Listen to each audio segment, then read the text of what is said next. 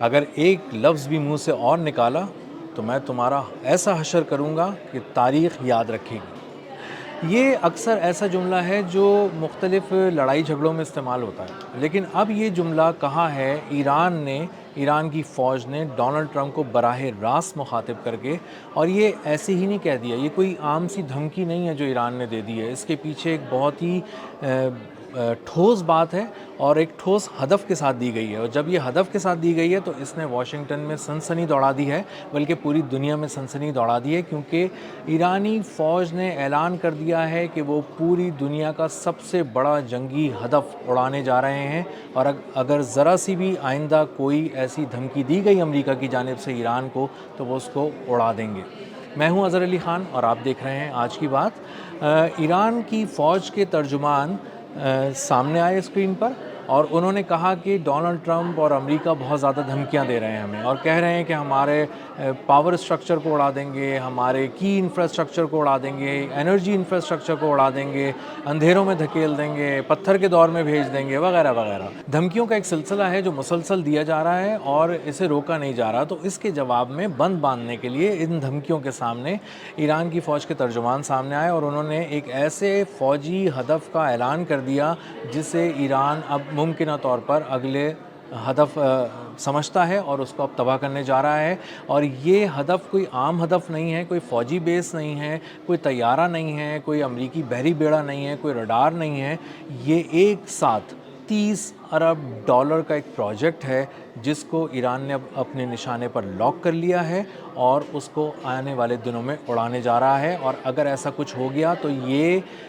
روئے زمین پر ہونے والی سب سے بڑی تباہ کاری کسی ایک مقام پر ہوگی، تو وہ یہی تباہی ہوگی جو ایران کرنے جا رہا ہے۔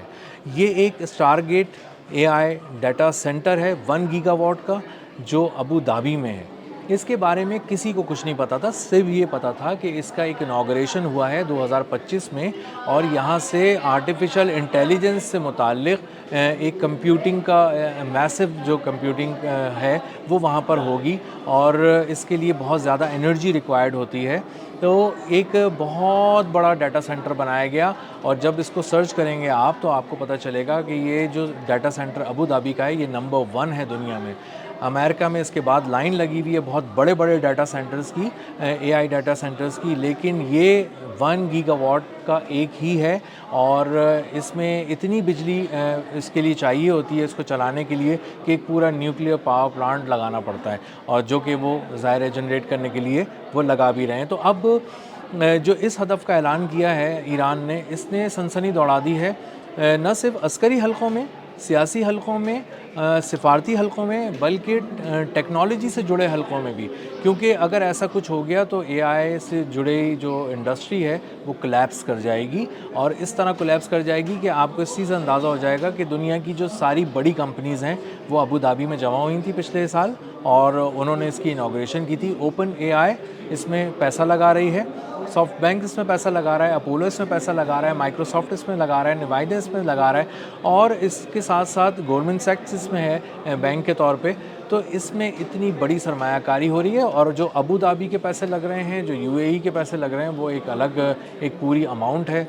جو اس کے اندر انویسٹ ہونے جا رہی ہے۔ 30 ارب ڈالر کے اس پروجیکٹ کا صرف 200 میگا واٹ والا جو حصہ ہے اس کو ابھی اسی سال شروع ہونا تھا، لیکن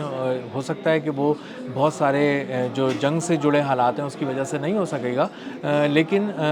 اور اس کو آہستہ آہستہ گریجولی لے کے جانا تھا ان کو 1 گیگا واٹ تک، یعنی 1000 میگا واٹ تک۔ تو یہ ایک ایسا کمپیوٹنگ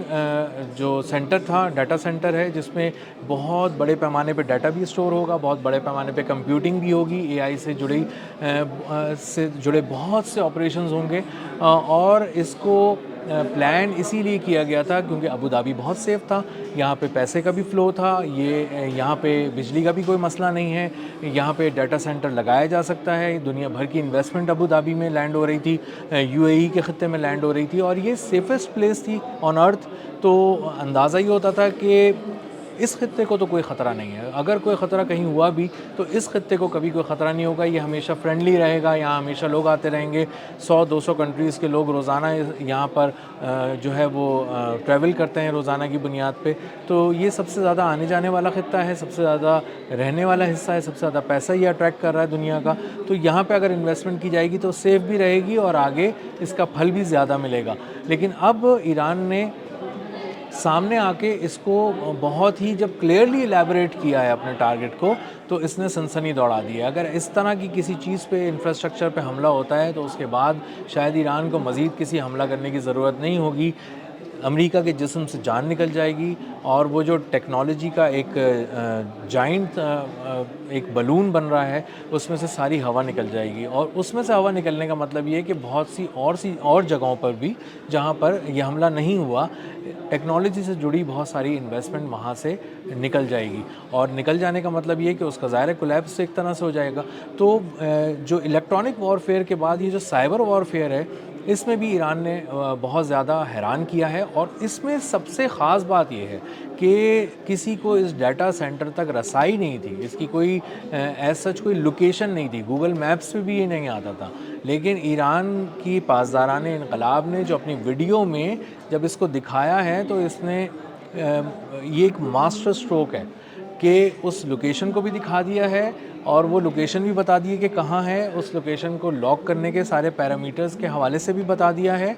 کیپیسٹی کے حوالے سے بھی بتا دیا ہے, اور اس کو تباہ کرنے کے لیے جو کچھ ریکوائرڈ ہے اس حوالے سے بھی انفارم کر دیا ہے کہ آپ یہ سمجھ لیں کہ آپ کا اتنی بڑی انویسٹمنٹ اب سٹیک پہ لگ گئی ہے اور you a E us investment کے گرتے ہی یو اے ای بھی گر جائے گا. تو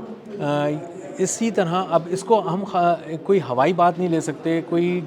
ایسی کوئی دھمکی نہیں لے سکتے جو کسی بھی طرح دی جا سکتی ہے. یہ بہت پریسائز دھمکی ہے, اسی پریسائز اٹیک کی طرح جس طرح امیزون کے اور دیگر آفیسز کے اوپر ابھی حملہ کیا گیا, ان کی فیسلٹیز کے اوپر بحرین میں اور دبئی میں, اور ان کو پہلے اناؤنس کیا گیا. اسی طرح جس طرح ابھی کیا گیا ہے کہ Stargate 1 gigawatt A I data centre کو ابو دھابی میں اڑا دیا جائے گا, اسی طرح کہا گیا کہ امیزون کے فیسلٹی کو اڑا دیا جائے گا, اسی سے جڑی کچھ اور فیسلٹیز کو اڑا دیا جائے گا جو ٹیکنالوجی سے جڑی ہوئی ہیں. تو لوگ اس کو مذاق سمجھنے لگے, انہیں اندازہ ہوا کہ شاید یہاں تک بات نہیں پہنچے گی اور یہ صرف طیاروں کی, بموں کی جنگ ہے, امریکی بحری بیڑوں کی جنگ ہے, اور اس میں کوئی ان سب چیزوں کو شامل نہیں کیا جائے گا. لیکن جب ان کو بہت ہی پریسائزلی, بہت ایکوریسی کے ساتھ جب نشانہ لگایا گیا, تباہ کیا گیا, تو اندازہ ہوا کہ ایران جو ہے وہ ایک پوری بساط بچھائے بیٹھا ہے کہ کہاں کہاں چوٹ لگانی ہے, کیسے لگانی ہے, اور کون سا گھاؤ کتنا گہرا ہوگا اور اس میں سے خون کتنی دیر تک رستا رہے گا. اور انہی اہداف کا جو انتخاب ایران کر رہا ہے جو بہت ہی زیادہ ہارڈ ہٹنگ قسم کے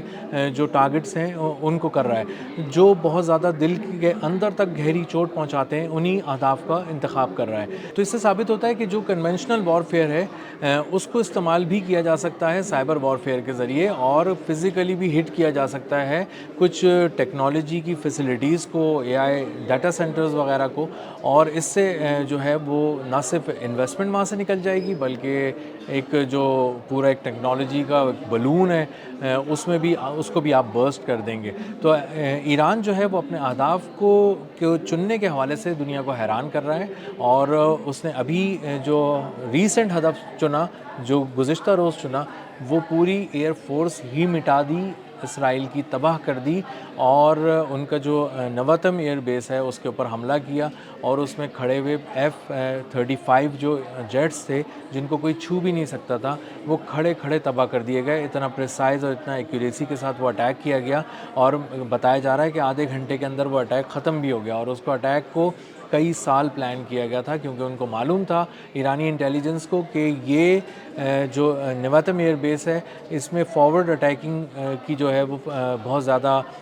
سہولت ہے, اور یہیں سے فارورڈ اٹیکس کے لیے سارے تیارے اڑتے ہیں اور جا کے ناقابل تلافی نقصان پہنچاتے ہیں اس پورے ریجن کے اندر. تو اگر اسرائیل کے دل پہ چوٹ لگانی ہے تو نواتم ایئر بیس کو تباہ کرنا ہوگا. اس کے 3 رن وے اڑا دیے, اس کے F-35 40 کے قریب اڑا دیے, جن کی مجموعی طور پہ مالیت $4 ارب بنتی ہے, اور امریکہ سے لیے گئے ان F-35 طیاروں کی کوئی ریپلیسمنٹ بھی آنے والے دنوں میں دور دور تک نظر نہیں آ رہی, کیونکہ امریکہ ان کو نہ اس وقت فراہم کر سکتا ہے، نہ اسرائیل کے پاس اتنی جو ہے وہ مالی استطاعت ہے کہ وہ جا کے خرید سکے، کیونکہ اس کو جنگ نے بری طرح توڑ کر رکھ دیا ہے۔ کیونکہ یہ جو ساری صورتحال ہے اس میں اسرائیل بہت بری طرح پھنس گیا ہے، نہ اس کے پاس اتنے مالی وسائل ہیں کہ وہ F-35 40 کے قریب اب دوبارہ خرید سکے، نہ ہی امریکہ اتنی جلدی اس کو یہ پرووائڈ کر سکے گا 40 F-35 پلین، اور $4 ارب بھی اس کو چاہیے ہوں گے اسرائیل کو خریدنے کے لیے۔ تو یہ اتنا آسان پروجیکٹ نہیں ہے۔ تو جو حملے ہیں ایران کے وہ بہت پریسائز ہیں، بہت ایکوریسی کے ساتھ ہیں۔ موساد کی قیادت کو ابھی اڑا دیا گیا، بنائے براق ایک ان کا شہر ہے اسرائیل کا۔ تو ایسے حملے جو ایران بہت پلان کر کے کر رہا ہے اس کو بالکل بھی ہلکا نہیں لیا جا سکتا، اس کو بہت ہی ایزی نہیں لیا جا سکتا، کیونکہ وہ بہت ہی ایکوریسی کے ساتھ ہیں، پورے ریجن کے اندر ہیں، اسرائیل سے لے کے جارڈن سے لے کے اور قطر سے لے کے ہر جگہ جہاں بھی حملے کیے گئے ہیں بہت پریسائز کیے گئے ہیں اور ایکوریسی کے ساتھ کیے گئے ہیں۔ اور اگر آنے والے دنوں میں بھی اسی طرح سے پریسائز حملے کیے گئے تو پتہ یہ چل رہا ہے کہ جو Stargate AI data centre 1 gigawatt ہے، اس کو اگر ہٹ کرنے کا ایران کہہ رہا ہے تو وہ اس پر عمل بھی کر سکتا ہے۔ اب تک کے لیے اتنا ہی، ملتے ہیں اگلی کسی خبر، کسی نئے تجزیے اور کسی نئے زاویے کے ساتھ۔ اللہ حافظ۔